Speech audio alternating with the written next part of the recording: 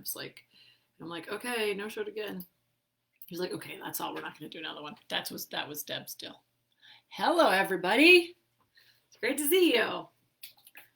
We're going to do this. There we are.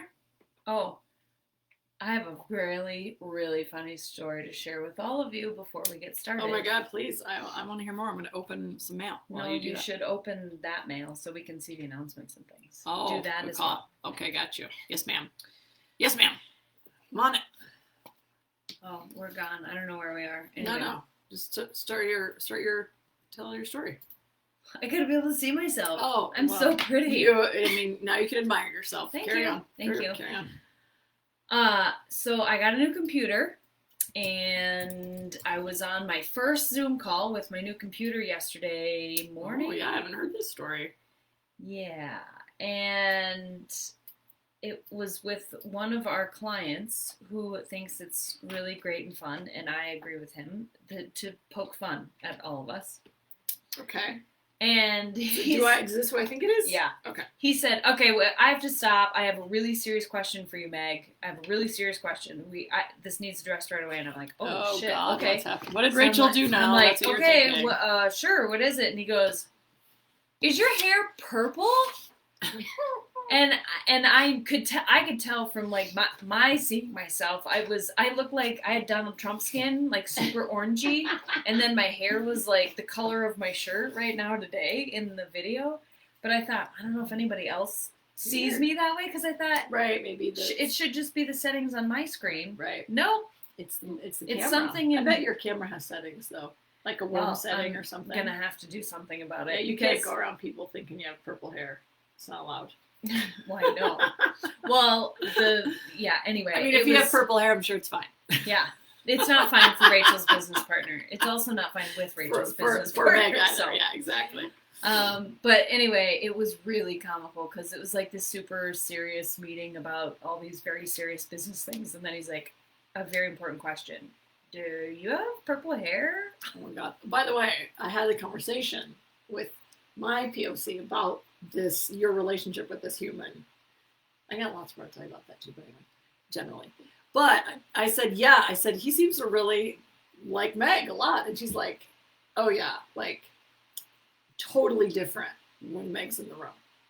Interesting. Oh, like totally different. And I'm like, yeah, he seems like he's always much more like jokey and, willing to give people a hard time. And she's like, oh yeah, it's night and day different when you're in the room. So whatever you're doing, yeah, keep doing it. Yeah, you're welcome. He wants to keep you around. So. Okay. So interesting story. And the beautiful thing about that story is your Zoom actually worked on a computer. Woo! The audio and the video. It did. The video is no. Yeah. At least the God audio. Damn it. Could I just ever have one easy day? No. Well, the only common denominator. Technology. Not me. I mean, I'm willing to just say it's probably not. Okay. What are the announcements? All right. Hurry up before I say something that makes Shelly not post this on YouTube. All right. That's right. It has to pass the YouTube litmus. All right, you start. I'm going to look up something on the things. I spoke to the Black Hills Association of Realtors this morning. I did tell them about our Facebook group, so if any of you are in here today or now or post that event, welcome. Thank you for joining us.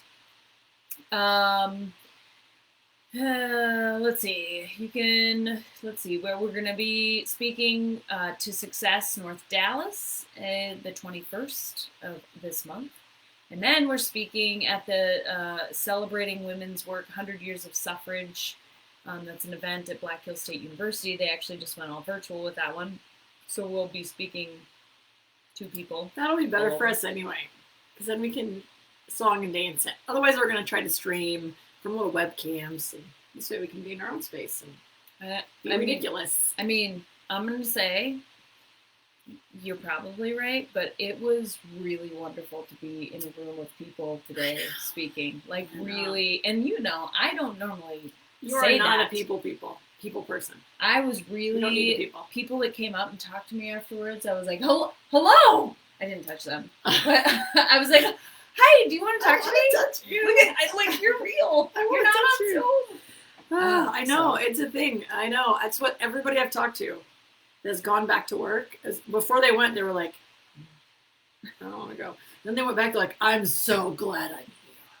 Yeah. Like, it's a big deal. So, I think that, even if it's weird when you go back, like masks and stuff, people are really happy to be back. yeah, I think if we wouldn't have all been working together, Well, that would have been. I would not have survived. I would not have Mm. survived either. Mm-mm. Yeah, you wouldn't have. Me and survived. Shelly would have been in the corner in the Yeah. fetal position, like self-soothing. Then you would know exactly how I feel most of the time. I have acknowledged.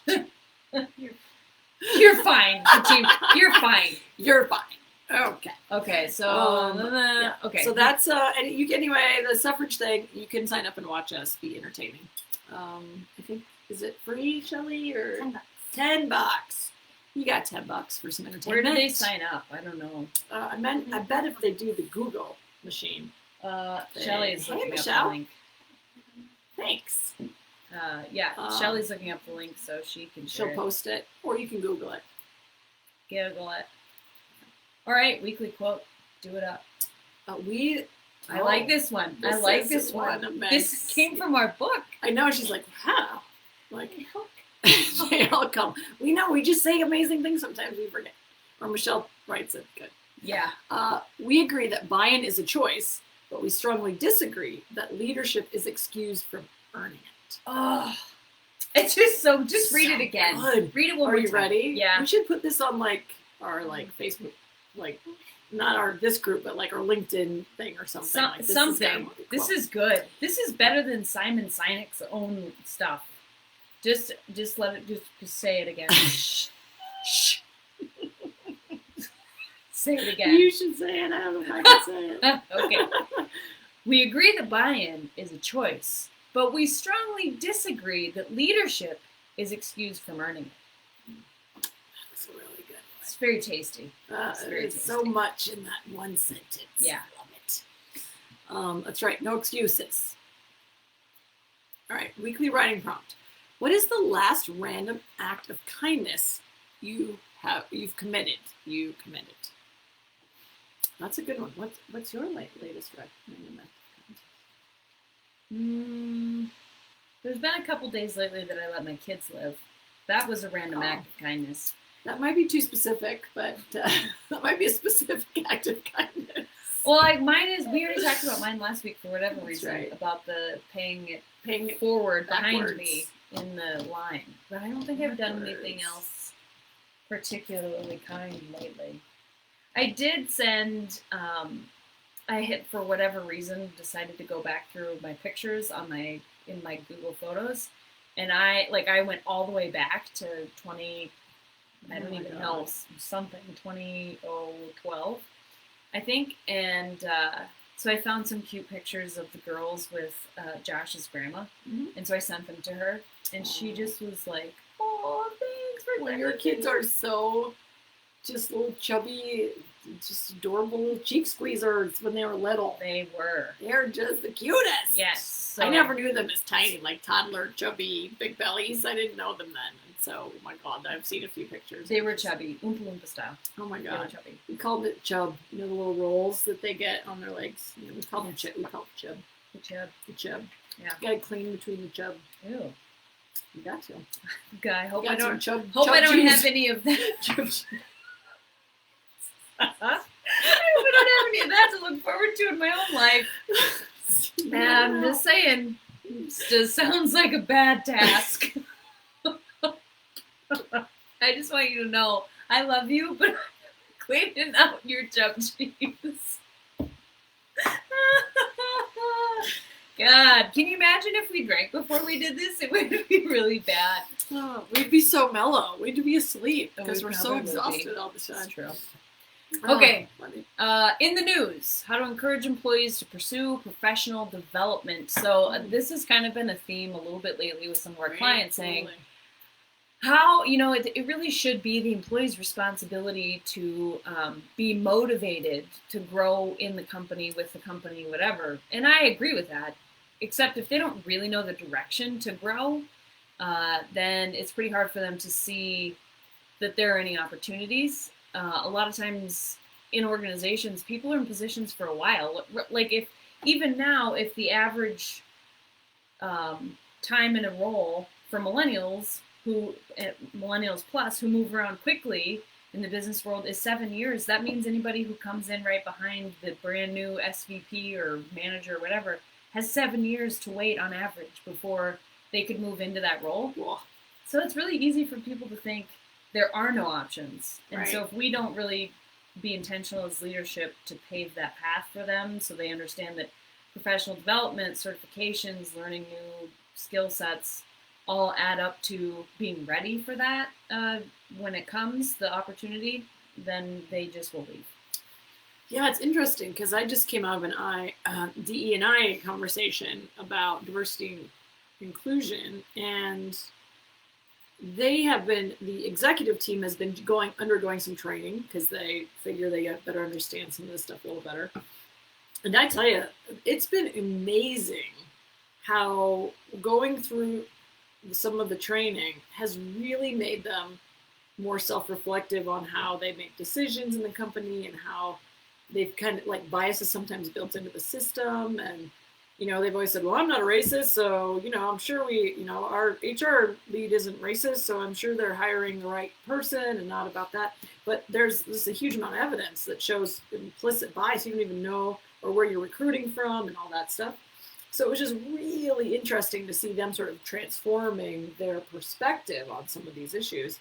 And then, so now they're saying we need to make training mandatory because everyone thinks they have a handle on this stuff. But until you actually are exposed to some of the like actual research and theory and all that stuff and how to approach those kind of issues, structural issues, so now they're gonna make that mandatory and build it into their performance evaluations and that kind of stuff.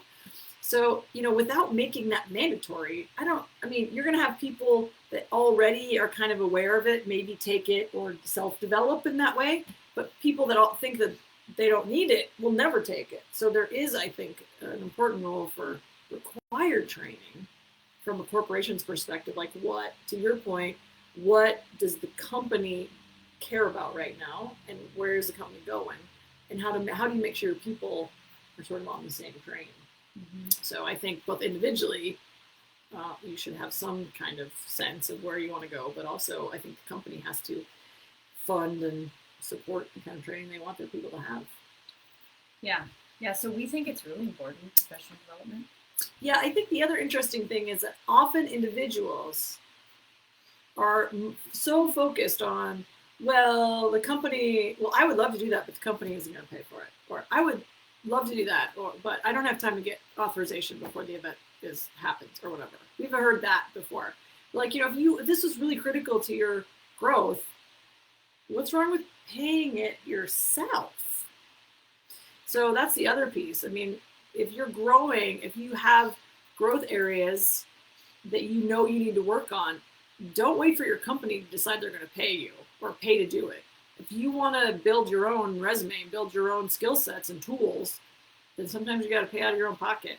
So I just think that people are sometimes so wired into waiting to be told that they don't do it themselves. So. Yeah. Spoken like a true cast on person. Any other of these questions? Oh, you should answer this question. What's the difference between training and professional development? Yeah, so training is really more geared toward, I guess the way I think about the difference between training and development, training is like 100 and 200 level classes, where you have to really learn how to do the things.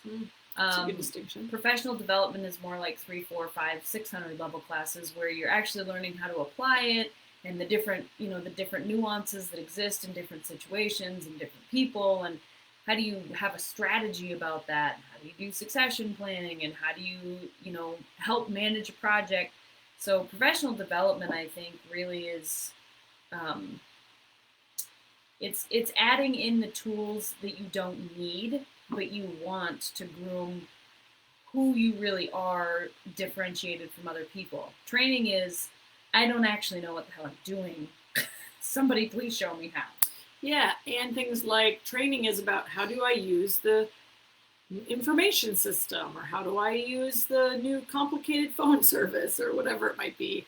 And sometimes it's the tools around how do I communicate, kind of 101. But I think too, professional development is independent of the organization you're working for, or the thing that you might be doing right now. I guess that's for me. When I think back over my career, if I want to develop myself as a professional, then that supersedes where I might be exactly who's paying my paycheck right now. So I think that might be another way to think of it. Mm-hmm. Mm-hmm. I like that. All right, IX member questions, our favorite part. Good Christ, look how many there are. Oh no, that's good news story. I see. I was like, oh my god. No, we only have one. All right. Okay, my team has been working remotely for months, and we have just recently returned to the office full time. During our stint of remote work, our communication as a team improved greatly. How do I keep these communication gains moving forward? Isn't that a COVID communication success story? There's a lot of that going on, I think. There is. Okay, so the question, how do I keep the communication gains moving forward? Well, maybe have a Zoom call with everybody in the office once a week.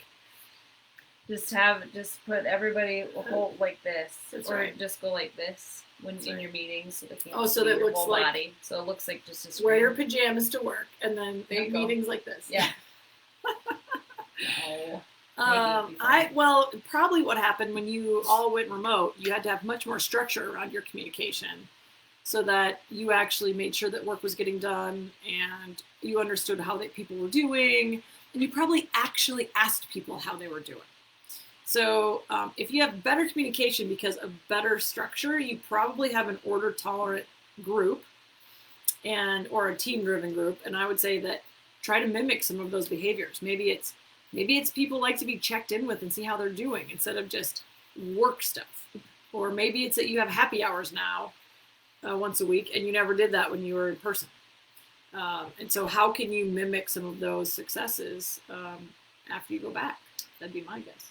Yeah, I was thinking about this the other day, actually, sort of in the sense of why weren't we all this nice to each other before COVID happened? So I think that while there's a lot of, on Facebook and whatever, arguing about politics and all that stuff, I think people are actually being more graceful and kind with each other. Mm-hmm. I think that's probably true. So I think, because it's like, gosh, I don't know what your situation. Suddenly, your situation at home and who you are as a person and all of those things really, all of your complicating life factors, really matters. Like truly matters as a piece of your business. Yeah, interesting. And so I think that as we return to work and things go back to the way they were a little bit, it's important to remember that even whether it is a decision-making factor in the organization going forward or not, it's still a decision-making factor for every person in their own mind. Mm-hmm. And that it always has been. Yeah, and giving people a little bit of grace and time to make decisions or think about things or make weird faces or say, oh my God, I just don't even know. I can't know the answer to that. I think that's a really important piece of the world that we were missing. And I think that's improved. I think that's a great point, because I've actually thought about, I think part of the reason that people are more tuned into that is because we are actually spending more time at home. Like, no one's spending 2 hours a day in their car. No one's spending 2 hours a day on the train. No one's, nobody's, a third of the kids are home, going to school from home. Like, we are actually spending more time with family. And so I think we're just a lot more tuned into it. And I hope that piece stays. I don't know if you have to commute an hour each way into work, I don't know how you're going to keep that connection. But, for those of us who don't have the commute to worry about, I think trying to do things like, oh, I'm going to take a break and have lunch with my kids today because we're all here. I mean, I think that kind of stuff would be great to keep going. And frankly, the kids aren't as freaking busy. This is a personal soapbox of mine. I did. Kids don't have to be busy all the time. Yeah, I did notice that because we 2 kids, each with one sport at a time, and even that is pretty overwhelming. And when soccer couldn't happen in the spring, I was kind of like, Whoa. this time we have to do things together. Yeah, good and bad. Not gonna lie, good and bad. Well, you do have two. I only have one, so I'm more worried about her being isolated than anything than her. You send her to my house. She won't be isolated there. I don't think she needs to hang out that much. I mean, we were just talking about how much her daughters are like sometimes at each other. So Alex always walks away going, "Why do they fight all the time?" Like, I don't know. It's what sisters do. Yeah.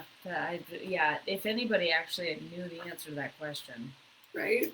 My dad used to say, "Why don't you love each other? Your siblings or your sisters or whatever." And we're like, "That's exactly why we don't love each other. I don't know what's wrong with you, Dad." Whatever. Yeah, I remember thinking all the same things. Yeah. All right. Oh, we have that's our only question. But then before we get to our segment. The best segment of the day. Oh, there's a spider carcass on it. I got it. I'm on it. It's dead. It's dead at least. It's stuck to you. Does it look mad? Well, it looks dead. It looks dead. It looks like it's stuck to me. That is some bad news. Okay. We don't like spiders. No, we don't. Woo! Some good news. Yay! Some good news.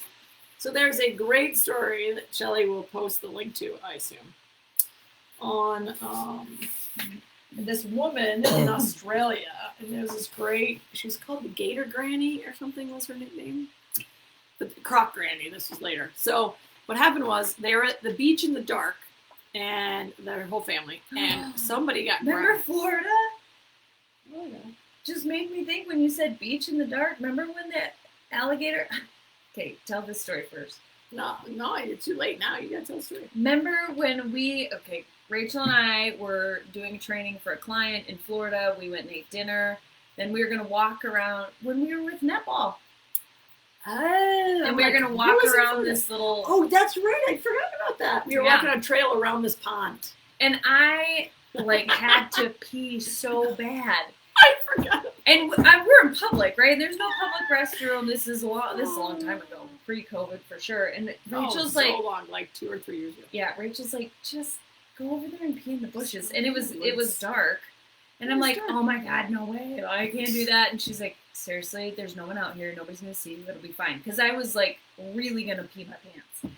And so I walk over there and I'm kind of looking around for the right tree and all the things. Well, and we'd seen some kind of fuzzy thing, some kind of critter cross the path before this, right? So that's why you were kind of looking around, make sure there's no critters. Yeah, right? Not a opossum or something, whatever they have down there. Yeah. And then, I'm just getting ready. Trout. Oh, you were getting... I put my purse down, I'm kind of looking around, and I'm like, okay, here we go. And I hear this, and a bunch of scuttling in the bushes, and I'm like, I didn't say it. Heavily implied. But I did say that, actually. Oh and I ran up. She was like, what are you doing? I think I had to pee. I'm like, there's an alligator. It's going to get me. And the funny part was, Quillen kept joking with me the whole time. Watch out for alligators and sinkholes. That was his joke about Florida. He's like, alligators and sinkholes. Watch out for alligators and sinkholes. I'm like, pretty sure where we're going. It may have been a sinkhole, but I'm pretty sure it was an alligator. I'm pretty sure it was something much larger than me with sharp teeth. Oh, I'd forgotten that story. Oh, man. I'm so glad you reminded me. Yeah. That's a good one. That's a long time ago.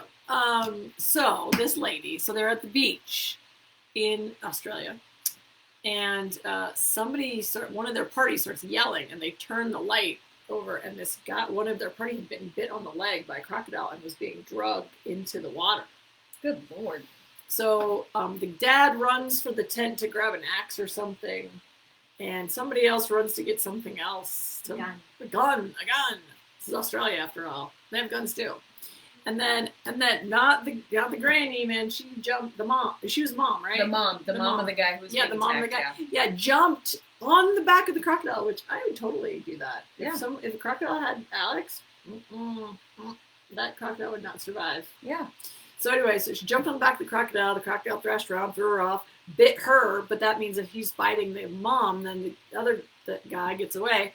Anyway, she survives the attack, and they shot it in the head. Yeah, at the end of the day. And then she's there to the hospital, and she survived, and all the stuff. But now she was like, she made TV appearances, and she's called the Croc Granny at the end of her life. And so that was really an awesome story. And she was presented, a local museum reconstructed the skull, presented to her as a gift, and she hung it in the wall of her living room, and it stayed there for the rest of her life. When did this happen?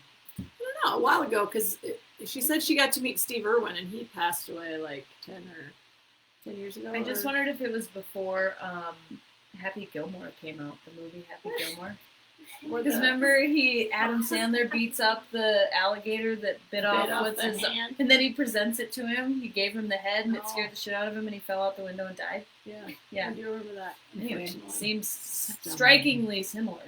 Actually, a friend of mine, which I shouldn't call her a friend. We were close friends for a time, and now we've since gone separate ways. But she was the au pair for a research couple in Africa, and was watching they were off doing they were living in a camp in Africa, and while the parents were off doing the work with the grad students, she was watching the kids. And she was a young gal at the time, I think like early 20s. And they went to the swimming hole to swim and take a bath. And so the kids got out, and then they took off for the camp to get some dry clothes on. And so she tipped her head over to wash her hair, and a crocodile came out and tried to bite her head. And she lurched back like this and got her hands and her arm. Anyway, superly ridiculously dramatic. She's actually on a show, one of those shows like a Barely Survived show. Oh. Mm-hmm. And so her one hand is all messed up because it got basically crushed. Oh. And the only way she got away from this Nile crocodile, which are I think the largest crocodiles in the world, was that her arm basically ripped off. Good Lord. Yeah, like right below the elbow, maybe? Something like that. Anyway. Yeah. Otherwise, and then it was, doing the spin with her. Oh, yeah. And they tried to death roll you or whatever. Yeah. And there was stuff out in the water, like an old fence or whatever. And so that she got jammed up on the old fence post. And so luckily there was a grad student there from the camp. And he would, every time the croc would stop spinning, he would get her, and get her head above the water so she could breathe. Oh. And then, yeah. And then the croc would spin. And then he would try to pull her and the crocodile up into shallower water. And the croc kept getting deeper and deeper, and couldn't get her shallow. So she's barely getting air. Oh, so she's pretty actually lucky to be alive. Oh, yeah. Yeah. And in fact, the local tribes people always made sure that stretch of beach was safe. That's why they were swimming there. So they all kind of know which waters are dangerous and which ones aren't. So this was kind of the rogue out of the area or something crocodile. And they ended up finding it and killing it so that it wouldn't come back to the same beach and kill more people. So so she lost her arm, and she was so funny. She had a hook that she'd wear sometimes, and she'd always be funny about her, don't make me get my hook out, kind of thing. Very funny. And her whole computer desk was full of little crocodiles that people had given her. And it was in Kenya, and you don't really want to be operated on in Kenya. And back then, I don't know what it's like now, but back then it was people were smoking, and scalpel, dump a little vodka in the, sterilize it. So she didn't want any needles or anything from there because she was more afraid of hepatitis than she was of what was happening. So they basically stabilized her whole arm and all that, and kind of cleaned the wound, kind of stuff. And then she went out to eat at the Carnivore, which is a local restaurant famous for serving crocodile. And she ate crocodile, and then got on a plane and flew home to St. Louis. And then that's where she had her amputation surgery, where they actually kind of closed her up and did all that. So she's lucky she didn't get staph or gangrene or anything. Well, yeah, that was huge. And so I think they just cleaned everything up really well and disinfected it. But she was on no painkillers that whole time or something crazy like that. God, that crocodile didn't have any chance at killing her. Oh man, she's a tough cookie. So anyway, I will have to find the link and post it because that'll be interesting. It was I'll have to find it. I'm sure it's on YouTube somewhere because Sandy is a crazy cool chick, and I should reach out to her and see how the hell she's doing. Because I haven't talked to her in a long time. Well, she's clearly not died. She is sassy as invincible. Right. Right. That was She's her actually super weird. Ooh, she would be good on the Ooh, podcast. that's a great idea. Yeah, see, if She's you a great focus a idea. chaos element person for 2 seconds, then I still didn't make the connection. I had to have Shelly help me. yeah. So anyway, I think that's probably it. The one last thing that Shelley has on here is follow Humans of New York for Yeah, more she's- incredible and inspiring. Oh, is Yeah, that she's where got the okay. she's got the link up here, and that's actually great. I actually follow them on something, LinkedIn or Facebook, and it's always really fun to see like real humans doing real human things. Yeah, or people of Walmart. That's real humans doing human things too. I think they probably got the name from people of New York. But, It could be. yeah, Very humans well of be. New York. Yeah. All right, everybody. Well, have a great day. All right, bye. Until next time, lead powerfully. Change the world. Bye.